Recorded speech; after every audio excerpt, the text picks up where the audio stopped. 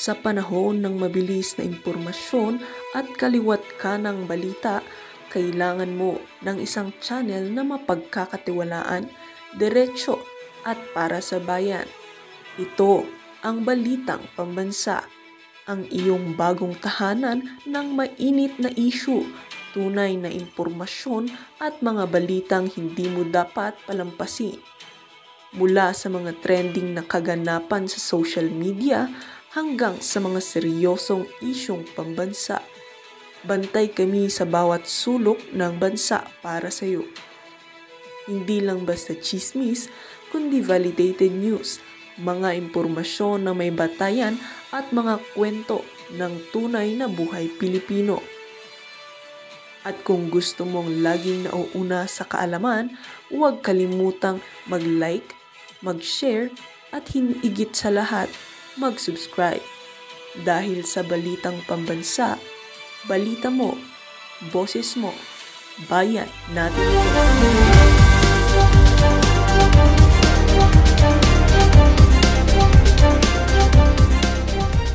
Diyan ka magsona, Brad. Anak ng toko, ayan, no? Dapat ganyan. Dapat diyan ka magsona. Di ba? Yinabang mo yung 5,500.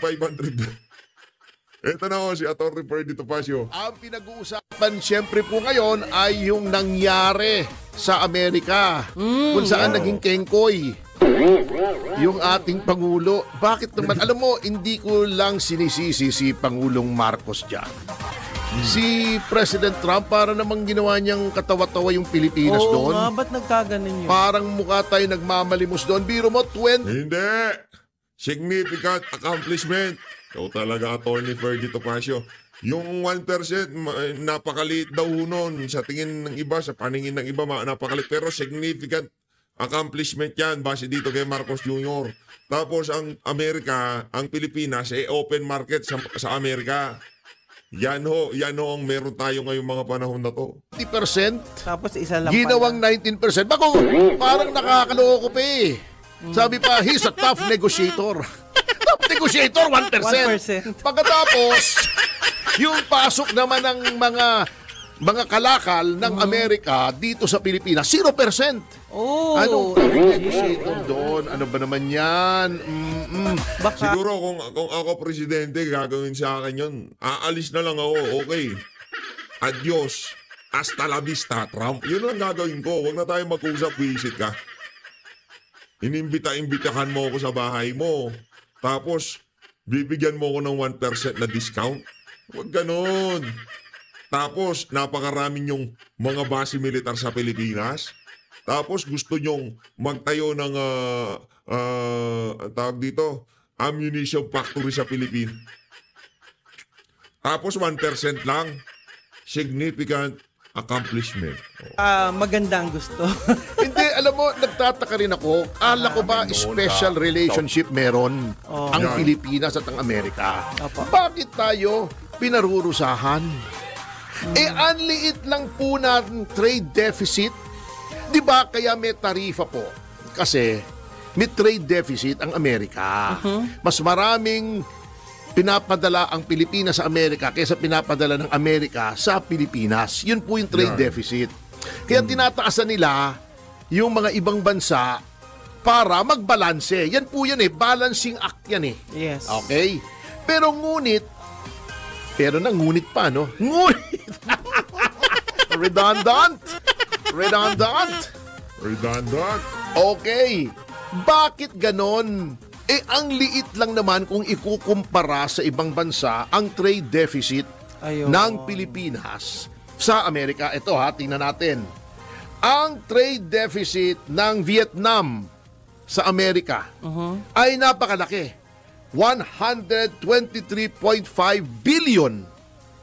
Oh? Oo, mas maraming pinapadalang Vietnam sa US than vice versa. Parang China yan malaki yung trade deficit. Pero mas malaki siyempre ang China, di hama. Okay Ang Japan, siyempre may Toyota, maraming mga Yes, Japanese opo. na gawa mga electronics. Opo. 69 billion. Yan.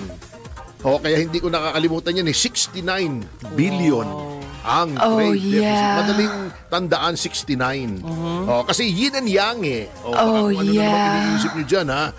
69, di ba? Di ba yin and yang parang 6 at saka 9 yung sa Yeah. Chinese. Di ba? Ang Indonesia mismo, 17.9 billion, mas malaki, di hamak.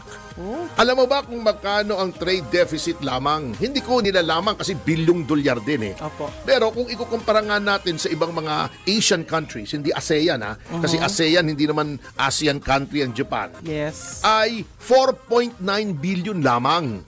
Okay. Pero, bakit pinarusahan tayo ng 19%? Di ba? Kita mo ang imports natin galing sa Amerika ay 9.3 billion ang pumapasok dito. Ang Vietnam, 10 to 13 billion ang pumapasok. Indonesia, mga ganun din, 10 billion. Pero bakit ganito ang nangyari? Kala ko ba, special tayo sa US? Yan. Di ba? Anong ginawa natin para sa US? Siyam na EDCA sites. Ang binigay natin. Oo, ang Vietnam ba may EDCA? Wala. Ang Indonesia ba may EDCA sites? Wala. Matalino sila eh. Yun lang. Di ba? Ayaw nilang masangkot sa gera na hindi naman sila kasali. Hindi naman sila ututo. Meron pa tayong magkakaroon ngayon ng missile and ammunition hub. Gagawa na ng mga bala dito. Grabe. Ano ba yung naisip nila? Di ba? Opo. Right nakakatakot now, yan. may mga nakaimbak na mga bala, mga missile dito. Di ba? Sinabi naman eh. Ngagawa pa ng bala rito. Yun ang napala natin. At inaaway pa natin ng China dahil sinusulsulan tayo ng Amerika. Ang napala natin, 19%, 1% lang ang binawas. Di ba? Nako. Kawawa naman tayo. Samantalang, kita mo di ba sabi nila magaling siya mag-negotiate si Pangulong Marcos. Bakit ang Vietnam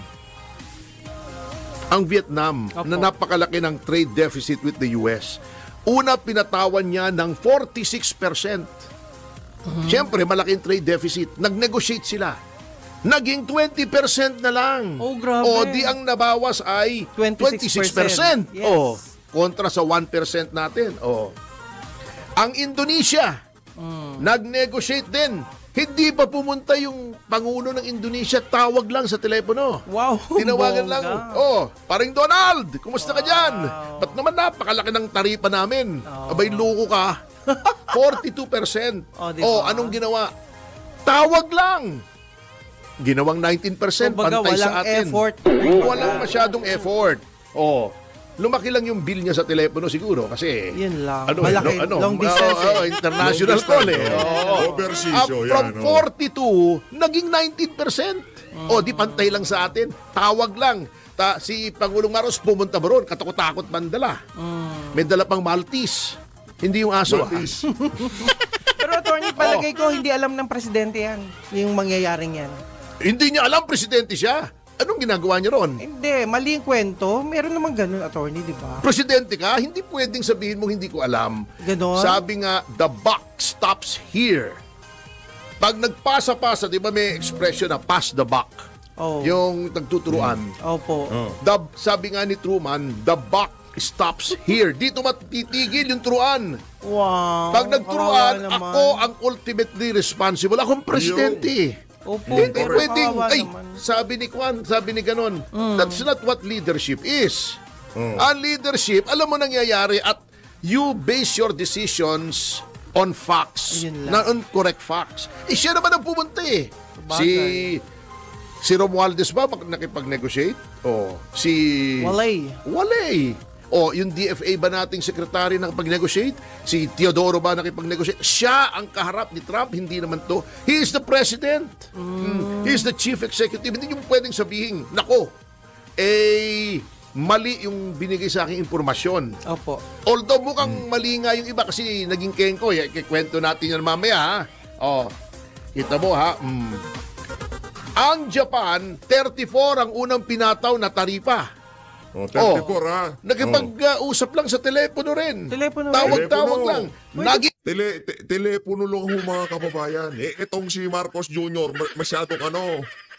masyadong atat na i-acknowledge siya nitong si yung i-validate siya nitong si Donald Trump. Nagpunta siya doon, nakabarong pa ang yung tanga nagdala pa ng sandamukal na epal doon, no? Pati mga media sinama niya. Tingnan nyo ha, top negotiator ako. Panoorin niyo ako magtrabaho. Yun, 1%. in 15, mas mababa pa sa atin. Wow. More than 50%. Tayo, 20% originally, nakipag-negotiate, 1% 1% ang binawas. ang nabawas. Parang ang sinasabi mo, magkano to? 1,000. Parang kasi tayo nagmukha tayong masyadong sabik sa Amerika. Yung tipong gano'n. Sabi siguro ni Trump, anak ng toko, yung ibang nakikipag-negotiate sa akin, tinatawagan lang ako. Itong mama na to talagang nag-effort pa, nagpunta pa ng Amerika. Alam ko na. Ibig sabihin talagang gumugusto to. Gustong-gusto niya yung 1%. Ibibigay ko sa kanya. Tawad naman, sige, 999 na lang. Ay, pinaglolo ko nitong Amerika eh. Na-insulto tuloy yung ating presidente. Oo, di ba? Opo. Laking insulto ho, no? Eto pa. Wala tayong magawa kahit maging kengkoy tayo sapagkat anong gagawin mo ngayon? Oh. Ang Indonesia, kaya may leverage. Negotiation is about leverage. Lahat ng abogado, alam yan. Anong pwede kong gawin sa'yo pag hindi ka pumayag? Ganun yun eh. Di ba? Yun ang leverage. Halimbawa, nagdedemandahan tayo. Nag-uusap tayo. Opo. Sinisingil ko sa'yo 1 milyon. Bayaran na lang kitang 800,000. Ay, hindi, 900. Ayoko na 900. O anong pwede kong gawin sa'yo? Pag hindi ka nagbayad ng 900, ididemanda kita. Depende yun sa lakas ng kaso mo. Pag malakas ang kaso ko, pwedeng pumayag ka. O, nagtatawaran kayo. Halimbawa, kotse. Magkano tong kotse mo? 1 milyon. 900 na lang. Ayoko. Ay, di. Sige, ano ba yan? Nissan? O, punta akong Toyota. Doon na lang. Doon na lang ako kung ayaw mo. Baka bigyan ako noon ng 900. Tama. O pwede mo na sabihin, ito, ang quotation ko sa Toyota, 900 lang, ba't 1 milyon? O, tapatan mo to. Tayo, wala. Kasi, saan tayo pupunta? Ang problema kasi sa Pilipinas, masyado na tayong kumiling sa Amerika. Inaway na natin ang China. The second biggest economy. Saan tayo pupunta? Yung Indonesia, yung Japan, yung meron silang alitan pero hindi, negosyo pa rin tayo. Meron tayong mga misunderstanding pero pagdating sa pang-ekonomiya, pausapan yun. Tayo kasi masyado tayong yung colonial mentality kung tawagin.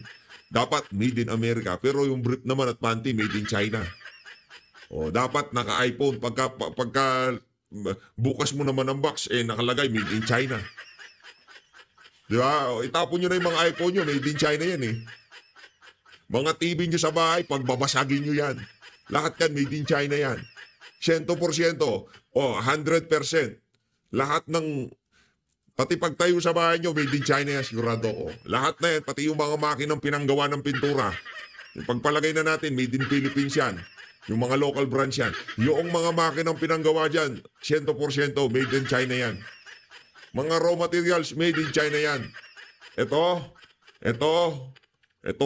mga computer, mga ilaw-ilaw, itong remote, itong cellphone, itong sombrero, lahat tong nasa lamesa ko na to. Meron naman siguro itong, made in, yung ito pala made in Australia to. Itong rod, alam ko made in Australia. Pero karamihan dito, made in China lahat. Sa Papua New Guinea. Attorney, wala tayong kinalaman doon. Hindi natin kaaway yung China actually. Inaaway natin. Ano hindi kaaway? natin. Ang bira ka naman. Naglagay ka ng EDCA sites sa Pilipinas, hindi kaaway. natin. Hindi ang kaaway yung nag-decision noon, di ba? Ang gobyerno natin ang nagdesisyon. Foreign policy yan. Paano hindi kaaway ng Pilipinas ang China? Di ba kung ano-ano na nga sinasabi?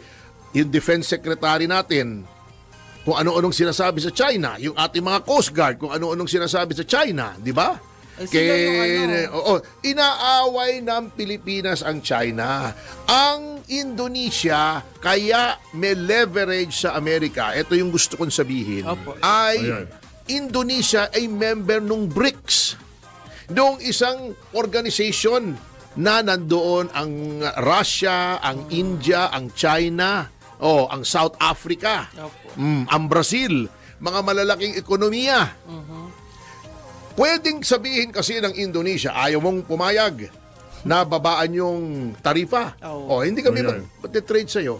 Trade kami sa Kwan. Trade kami sa Sa BRICS. China.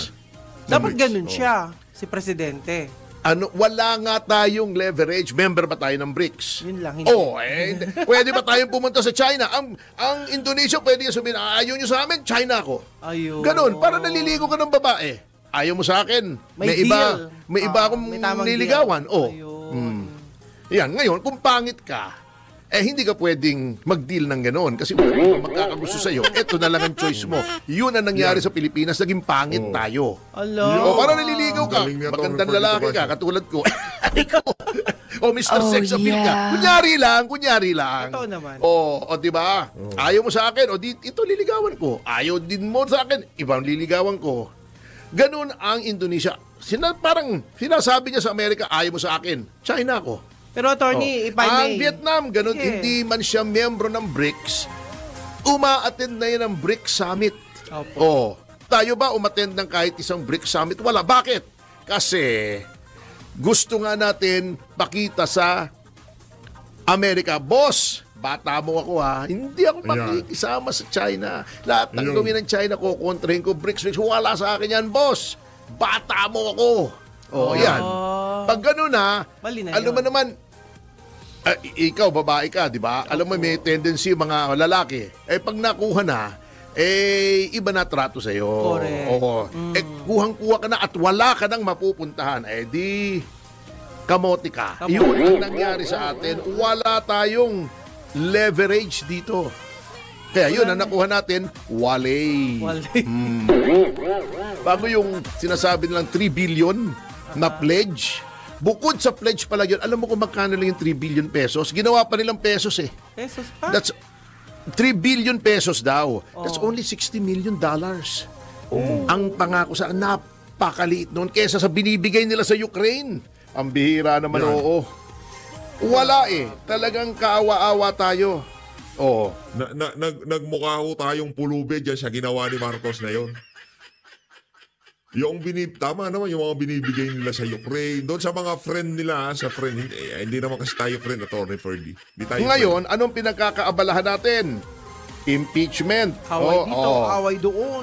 Di ba? Opo. Etong sinasabi nitong House, yung House aawayin yung Supreme Court. Meron ba namang ikaw eto na lang kung gaano ka-weird yung stand ng House na hindi ayaw nilang sumagot sa tinatanong ng Supreme Court. Kapag ikaw ay may hearing sa kahit anong RTC, kahit MTC, meron silang tinatawag na clarificatory questions. Yung judge nagtatanong, sige nga, para maintindihan kung mabuti itong kasong ito, tatanong niya either yung nagdemanda o yung witness o yung abogado. Pwede niyang itanong yun. Pwede siya magtanong ng kahit ano. Okay.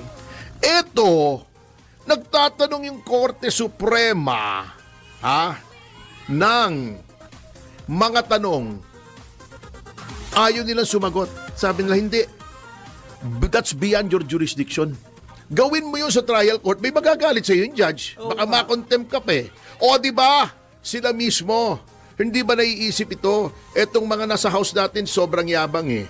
Di ba? Pag sila, Quadcom, Tricom, may tinatanong sila sa witness.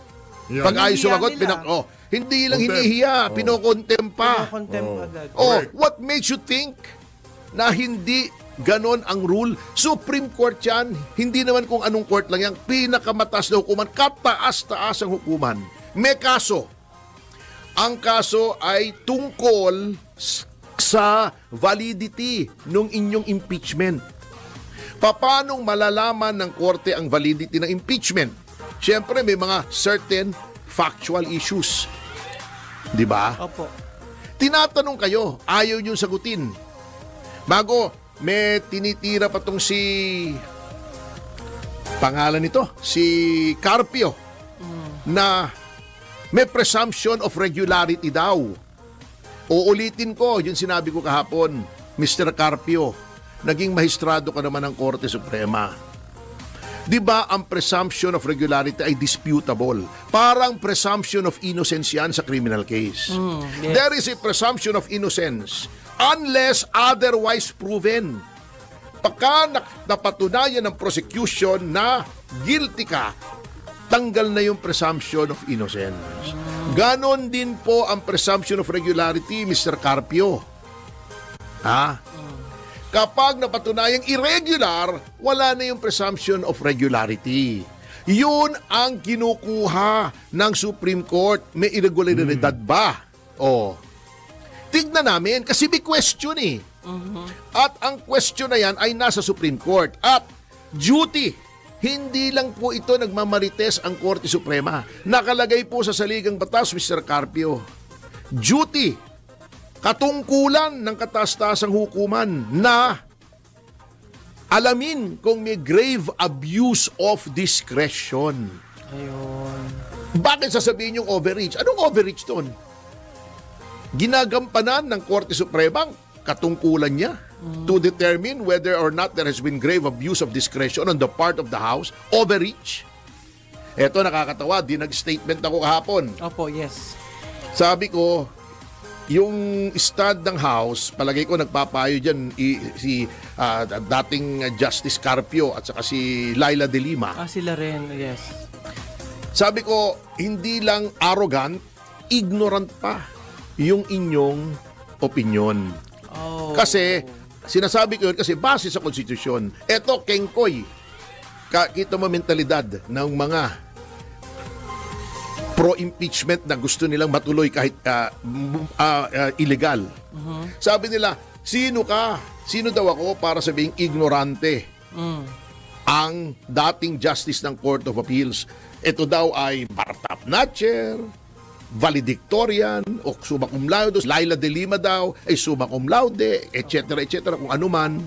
O unang-una, number one, sabihin ko sa inyo ha, yung presidente nga hindi nakapagtapos ng kolehiyo Huwag niyong ibabandera yung achievements. Number two, hindi porket valedictorian ka, summa cum laude ka, tama ka na lagi. O di wag na lang tayo mag-litigate. Kung hindi na lang natin ang opinion ng lahat ng summa cum laude sa Pilipinas, ba't naghihiring pa tayo? Ayun. Nasa argumento yan. Pag yan ba summa cum laude? Di ba Thursday ngayon? Opo. Summa cum laude, sabihin yan ngayon. Ngayon ay Lunes. Ibig sabihin ba tama siya dahil summa cum laude siya? Nako, yari kayo dyan. Yari kayo dyan sa argumento na yan itong si Atty. Fergie Pasio. Tama ba yan? Mali. Number 3. Hindi po laging tama kahit justice, kahit senador. Case in point. Okay. Nagdemanda po si dating Pangulong Arroyo. Sinasabi niya mali yung ginawa ni Laila de Lima na pwede siyang mag-issue ng HDO, Hold Departure Order. Ginustify ni then Secretary de Lima sa Supreme Court. Siya mismo nag-argue. Sabi niya, may karapatan ako sa ilalim ng batas, sa ilalim ng konstitusyon. Pwedeng mag-issue ng Hold Departure Order ang Secretary of Justice. Anong sabi ng Korte Suprema? Which is the ultimate arbiter of the constitutionality of laws. Mali ka, Laila de Lima. Wala kang power. Yan yung famous case of Arroyo versus Secretary of Justice. Ako yung abogado ni Arroyo dyan. Opo. Okay, di mali si de Lima. Valedictorian siya, eklabu, chuchu kayo, wala rin. Mali. Sinong kumampi kay de Lima? Si Carpio. Sumang-ayos kay de Lima, ngunit ang karamihan ng kanyang mga kasamahan sa Korte Suprema bumoto na mali si de Lima, mali si Carpio. Ano ngayon kung Bartap Natcher? Ano ngayon kung valedictorian? Pag mali, pag tama, wala po. Hindi po eskwela to. Hindi po recitation ito. Hindi po bar exam ito. This is real life, ladies and gentlemen. At sang-ayon sa batas yan. Sang-ayon sa batas. Di mali sila. Ano ngayong sasabihin nyo? Ako, hindi ako Bartap Natcher. Average student ako. Talo ko sila doon sa HDO case. Yun lang. Talo ko sila doon sa yung dinemanda nilang electoral sabotage si GMA, di ba si De Lima nagdemanda no? Di ba dismissed? Oh, di mali siya, ibig sabihin. Oh, di ba? Oh. Lahat yan sila nagdemanda. Oh, yung plunder ni GMA, di ba si Laila De Lima nagdemanda noon? O di ba acquitted? O di mali si Laila De Lima kasi acquitted eh. Bakit inuulit-uli?